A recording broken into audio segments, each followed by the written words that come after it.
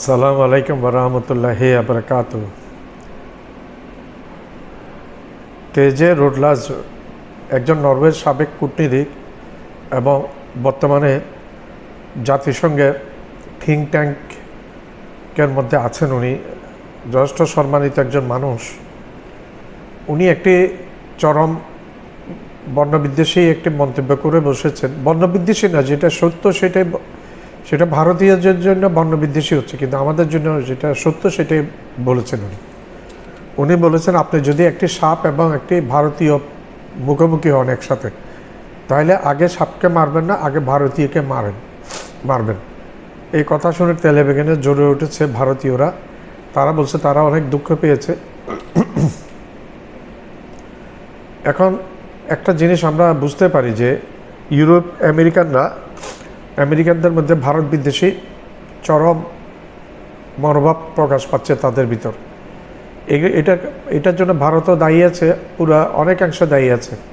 আর ভারত এমন একটি দেশ যে সবসময় তার অন্য দেশের মধ্যে গণ্ডগোল সৃষ্টি করার চেষ্টায় থাকে এবং বাংলাদেশের ব্যাপারে অযাচিত হস্তক্ষেপ করে। আমাদের সাবেক প্রধানমন্ত্রী শেখ হাসিনাকে বিরুদ্ধে এবং তার স্বরাষ্ট্রমন্ত্রী আসাদুজ্জামান কামালের দুজনের মৃত্যুদণ্ড হয়েছে, কিন্তু ভারত তাদেরকে এখনও ফেরত দিচ্ছে না এবং ওইখান থেকে কর্মকাণ্ড চালাতে পারমিশন দিয়েছে। অডিও ট্যাপগুলো বেরোচ্ছে ক্রমাগত বাংলাদেশকে অস্থিতিশীল করার জন্য।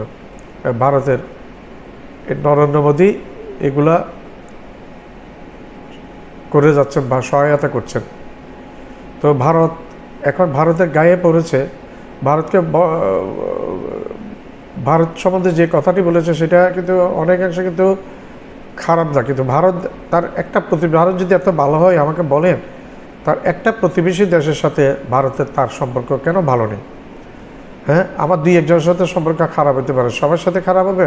আমি এক একের নাম বলি। চীনের সাথে ভারতের সম্পর্ক খারাপ, পাকিস্তানের সাথে খারাপ, বাংলাদেশের সাথে হাসিনা থাকতে ভালো ছিল যখন হাসিনা সেবাদাসী হিসেবে ছিল।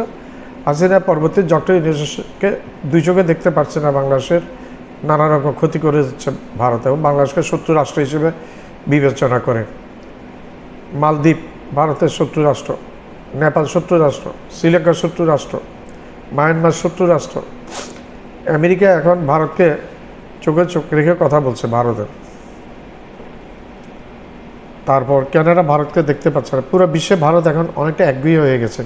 যদি এত ভালো হয়ে থাকে তাহলে তাদের সারা দুনিয়াতে, বিশেষ করে তার প্রতিবেশী একটা দেশের সাথে কেন সম্পর্ক ভালো নেই, এটা একটু বুঝতে হবে।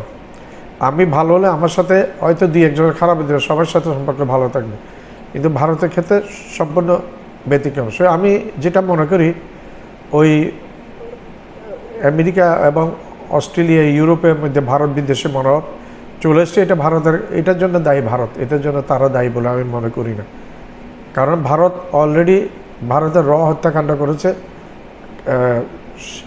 একজন শিখ নেতাকে মেরে কানাডাতে। আর আমেরিকাতে একটা মারতে চেয়েছিল, কিন্তু আমেরিকার এফবিআইয়ের কারণে সেটা সম্ভব হয়নি। তো সেই জন্য আমি বলছি ভারত একটা ক্ষতিকর রাষ্ট্র। সে ইসরায়েলকে জাহাজ ভর্তি অস্ত্র পাঠিয়েছে গাজাতে ফিলিস্তিনিদের হত্যাকাণ্ড চালানোর জন্য। তো এই ফিলিস্তিনি হত্যাকাণ্ডের জন্য যদি আমেরিকা প্রেসিডেন্ট দায়ী থাকে, ইসরায়েলের প্রেসিডেন্ট নেতানিয়াহু দায়ী, সমানভাবে নরেন্দ্র মোদীও দায়ী। তো সব কিছু মিলে এখন ইউরোপের লোকজন বুঝতে পারছে ভারতীয়রা কীরকম, সেই জন্য তাদের বিদ্বেষ বেড়ে গেছে।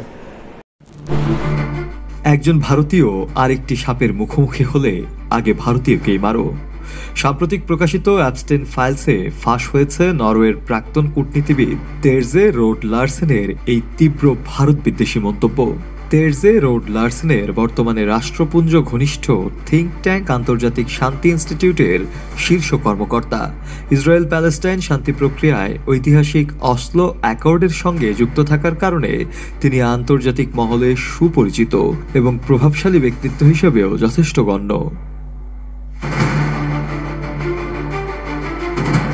একমাত্র স্মার্ট সিটি বসুন্ধরা, আধুনিকতায় এক ধাপ এগিয়ে। দাবি করা হচ্ছে 2015 সালের 25 ডিসেম্বর কুখ্যাত আমেরিকান যৌন অপরাধী জেফ্রি অ্যাপস্টেইনকে পাঠানো এক ইমেইলে ভারতীয়দের উদ্দেশ্যে এই বর্ণবিদ্বেষী ও চরম আপত্তিকর মন্তব্য করেছিলেন রুড লারসেন। আমেরিকার বিচার বিভাগ সম্প্রতি যে অ্যাপস্টেইন ফাইলসের হালনাগাদ সংস্করণ প্রকাশ করেছে, সেই নথিগুলোর মধ্যে থেকেই উঠে এসেছে এই বিস্ফোরক ইমেল।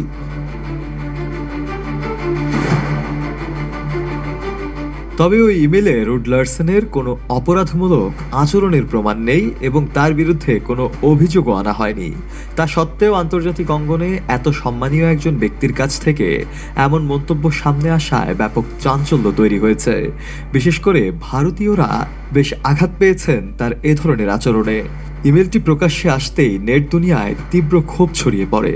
সোশ্যাল মিডিয়ায় ক্ষুব্ধ ভারতীয় নেটিজেনরা একে ঘৃণ্য, লজ্জাজনক ও ভারত বিদ্বেষের নগ্ন উদাহরণ বলে আখ্যা দেন। এমনকি তারা মন্তব্য করেন, এ ধরনের ঘৃণ্য মনোভাব ফাঁস করে দেওয়ার জন্য ধন্যবাদ। এ ধরনের আচরণের পর নরওয়েয়ানদের সঙ্গে কিভাবে আচরণ করতে হবে সেটা ভারতীয়রা শিখে গেছে বলেও দাবি করেন অনেকে।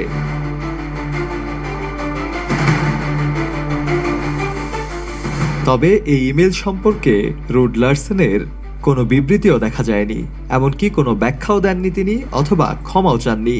একইভাবে আন্তর্জাতিক শান্তি ইনস্টিটিউট থেকেও এ বিষয়ে কোনো বিবৃতি আসেনি। নরওয়েয়ান সরকারের পক্ষ থেকেও কোনো আনুষ্ঠানিক প্রতিক্রিয়া পাওয়া যায়নি ব্যাপারটিতে। ফলে বিষয়টি ঘিরে ক্ষোভ আর বিতর্ক আরও তীব্র আকার নিচ্ছে। শফিউল মাওলা।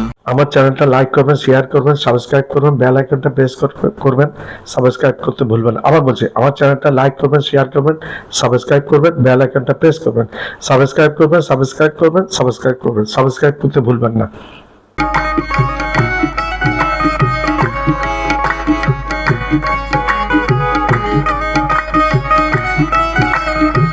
আমার চ্যানেলটা লাইক করবেন, শেয়ার করবেন, সাবস্ক্রাইব করবেন, বেল আইকনটা প্রেস করবেন, সাবস্ক্রাইব করতে ভুলবেন না। আবার বলছি, আমার চ্যানেলটা লাইক করবেন, শেয়ার করবেন, সাবস্ক্রাইব করবেন, বেল আইকনটা প্রেস করবেন, সাবস্ক্রাইব করতে ভুলবেন না।